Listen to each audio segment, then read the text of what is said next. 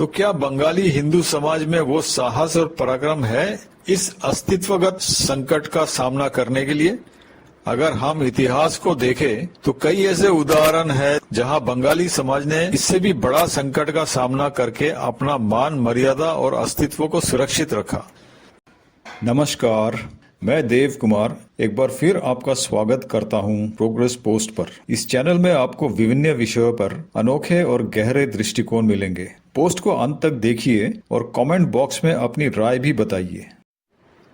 हमारा आज का विषय है, क्या बंगाल में सत्ताधारी हिंदू विरोधी तृणमूल कांग्रेस या टीएमसी सरकार को हराया जा सकता?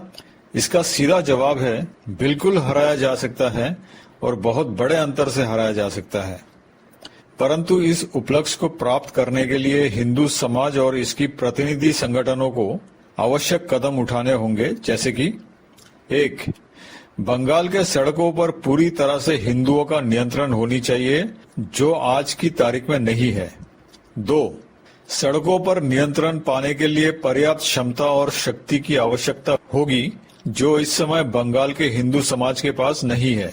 3. राज्य के प्रशासनिक दायरे के बाहर ही हिंदू समाज को अपनी सुरक्षा के लिए उचित कदम उठाने पड़ेंगे, क्योंकि पूरे प्रशासन और विशेष रूप से राज्य पुलिस बल अनैतिकता, भ्रष्टाचार और सत्ताधारी दल की चापलूसी में पूरी तरह से लिप्त है। बंगाल के हिंदू समाज के लिए सबसे बड़ी चिंता का विषय है कि इस परिस्थिति में सत्ताधारी दल के ओर से व्यापक स्तर पर मुस्लिम तुष्टीकरण हो रहा है। राज्य सरकार एक प्रकार से कटमुल्लों के नियंत्रण में है और उन्हीं के निर्देश अनुसार हिंदू समाज पर अत्याचार करती है। राज्य में होने वाले सभी प्रकार के गुंडागर्दी, मारकाट और दंगों में यही मुसलमान गुंडे पाए जाते हैं और इनके साथ देने के लिए कभी कभार एक आधा हिंदू गद्दार भी पाया जाता है। इन मुसलमान गुंडों को राज्य पुलिस प्रशासन का पूरा समर्थन और सहयोग है। तो बंगाली हिंदू समाज को इस विकट परिस्थिति से जूझना पड़ेगा और ये पूर्ण रूप से प्रशासनिक दायरे के बाहर ही हो पाएगा। चलिए समझने का प्रयास करते हैं कि कैसे बंगाल की हिंदू समाज इस अस्तित्वगत संकट से निपट सकता है। बंगाल की सत्ताधारी दल टीएमसी आज एक माफिया गैंग की तरह ऑपरेट कर रहा है और राज्य के सभी संस्थानों पर ठगों और चपलूसों को बिठा रखा है, जो अंदर ही अंदर से पूरे प्रशासनिक व्यवस्था को दीमक की तरह खा के खोखला बना दिया है। बंगाल का हिंदू समाज आज राज्य के किसी भी संस्थान पर भरोसा नहीं कर सकते और जब तक ये देश और समाज विरोधी राज्य सरकार को सत्ता से बेदखल नहीं किया जाता है, तब तक बंगाल के बहुसंख्यक हिंदू समाज की अस्तित्व पर खतरे का बादल मंडराता रहेगा। टीएमसी सरकार की असीमित मुस्लिम तुष्टीकरण ने इस सीमावर्ती राज्य में एक बहुत बड़ा आंतरिक सुरक्षा संकट उत्पन्न कर दिया है।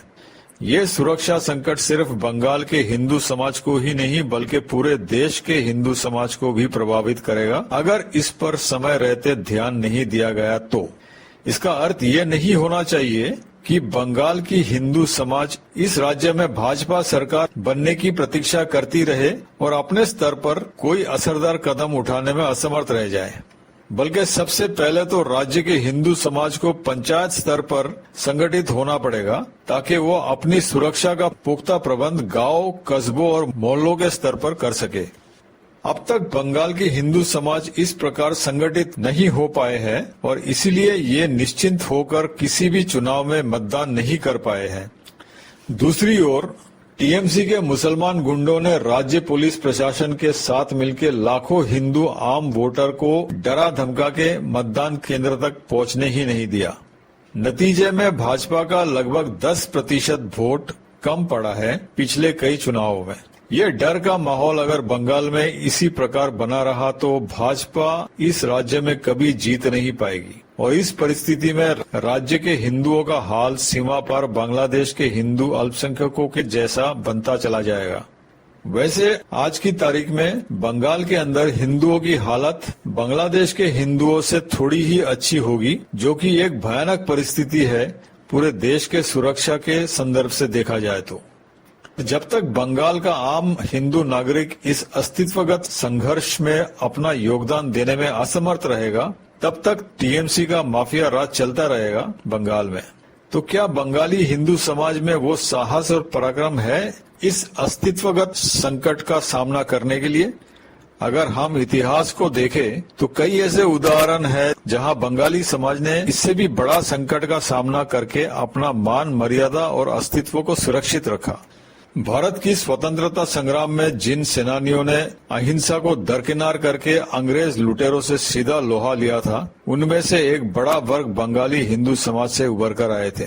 और यहाँ पर मैं याद दिला दूं आप सबको कि बंगाल की ये स्वतंत्रता संग्रामी सिर्फ और सिर्फ यहाँ के हिंदू समाज से ही आए थे, मुसलमान समाज से नहीं आए थे। उस समय बंगाली मुसलमान तो अंग्रेजों के साथ मिलकर देश को तोड़ने की साजिश कर रहे थे, बल्कि जिस विषाक्त विचारधारा जिसे दो कौमी नजरिया कहा जाता है और जिसके चलते मुसलमानों ने अंग्रेज लुटेरों के साथ मिलकर देशद्रोह किया और देश को तोड़ा, वो तो इन्हीं बांग्ला बोलने वाले मुसलमानों की ही देन थी। जब बंगाली हिंदू युवक स्वतंत्रता सेनानी बनके गर्व से अंग्रेजों को मार रहे थे और खुद भी मिट रहे थे, उस समय ये बांग्ला बोलने वाले मुसलमान देश को तोड़ने की साजिश रच रहे थे देश के बाकी मुसलमानों के साथ मिलके और अंग्रेजों के इशारे पर। इनका इरादा था कोलकाता समेत पूरे बंगाल को पाकिस्तान में शामिल करने का, और इसी उद्देश्य को लेके इन्होंने डायरेक्ट एक्शन का नारा देते हुए पूरे बंगाल में दंगे भड़का दिए थे, सिर्फ और सिर्फ हिंदुओं का नरसंहार करने के लिए। इन दंगों का सबसे भयंकर कड़ी हुई थी कोलकाता में, जिसे इतिहास में द ग्रेट कलकत्ता किलिंग्स के नाम से जाना जाता है। डायरेक्ट एक्शन के दंगों की कोलकाता वाली कड़ी की शुरुआत मुसलमानों ने की थी और पहले 2 दिन उनकी खूब चली। लाखों मासूम हिंदुओं को इन्होंने बेरहमी से मारा और काटा, हजारों हिंदू महिलाओं का सामूहिक बलात्कार किया और बाकी सभी नीच और घिनौनी हरकतें किए जिसके लिए ये जाने जाते हैं। इस भयंकर त्रसदी के समय अंग्रेज अधिकारियों ने दंगे को रोकने के लिए कुछ करना तो दूर, इन्होंने कोलकाता पुलिस कंट्रोल रूम में मुसलमान दंगाइयों का सरगना सुरावर्दी नाम का एक नीच मक्कार को ही बैठा दिया था और उसने अपनी नीच और गंदी दरिंदगी दिखाने में कोई कसर नहीं छोड़ी।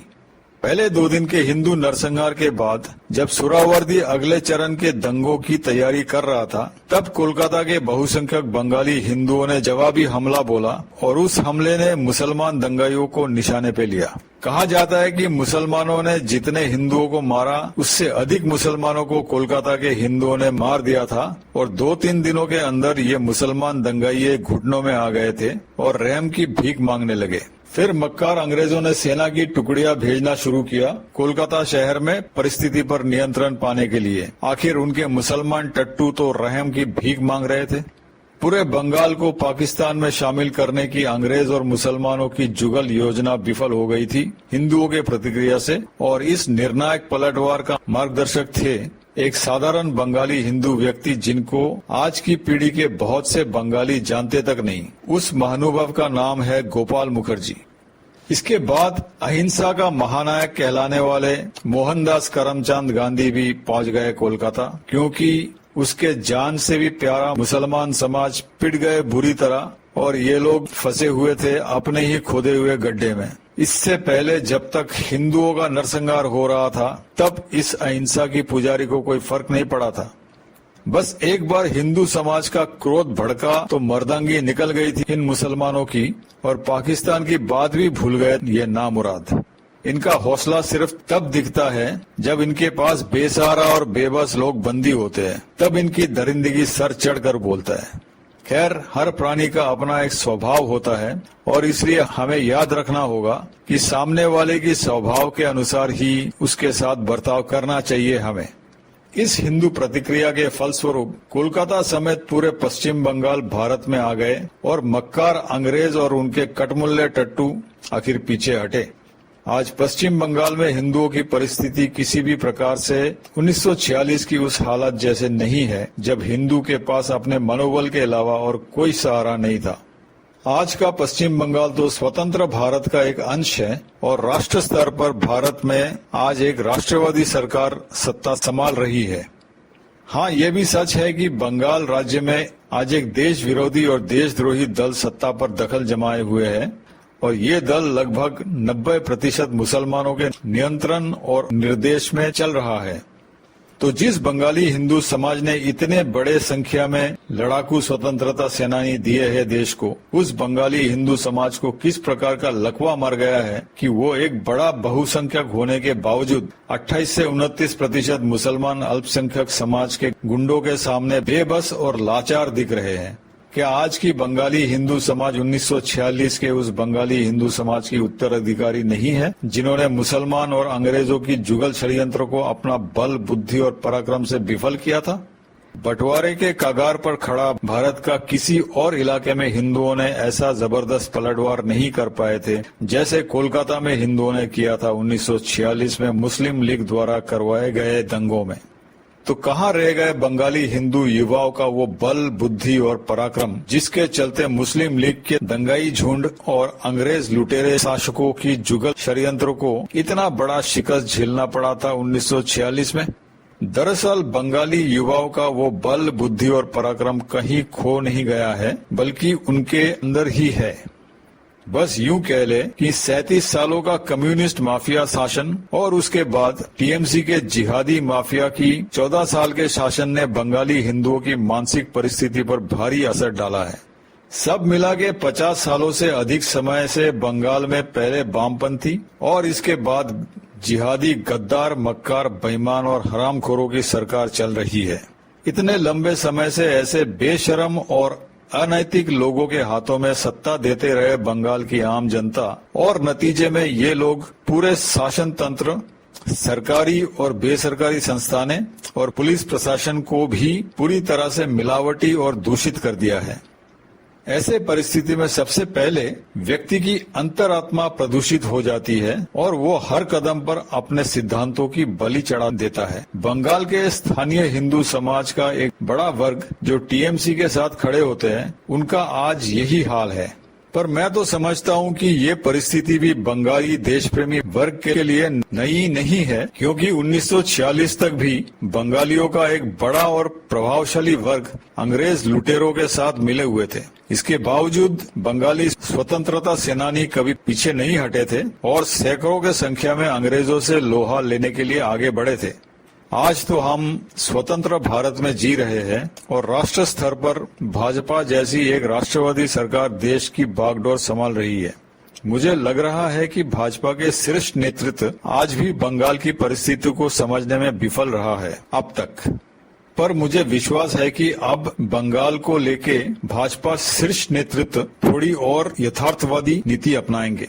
तब तक बंगाल की राज्य भाजपा शाखा को अपना तेवर को और आक्रामक करना पड़ेगा टीएमसी के मुसलमान दंगाइयों के प्रति। ये परिस्थिति गृह युद्ध से कम नहीं है और इसका सामना डांट कर करना पड़ेगा बंगाल भाजपा को। जैसे 1946 में आज की बंगालियों के पूर्वजों ने पलटवार किया था मुस्लिम लीग के दंगाइयों पर, उसी प्रकार से आज के बंगाली हिंदुओं को भी ईंट का जवाब पत्थर से देना पड़ेगा।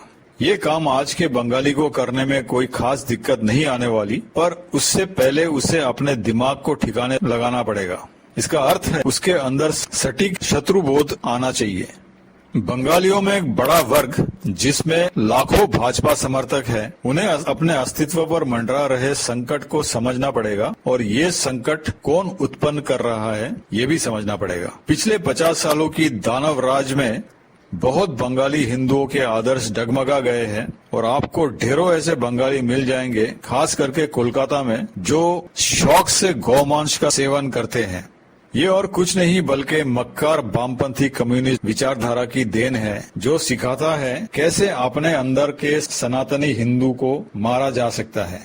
ये प्रक्रिया 50 सालों से बंगाल के वामपंथी शासक चला रहे हैं और ये सोच रातों रात इनके दिल दिमाग से निकालना मुश्किल है। पर अगर बंगाल की अधिकतर आम जनता को अपनी बंगाली अस्तित्व को बचाए रखना है तो इनको अपने मानसिक परिस्थिति में एक बड़ा परिवर्तन लाना पड़ेगा।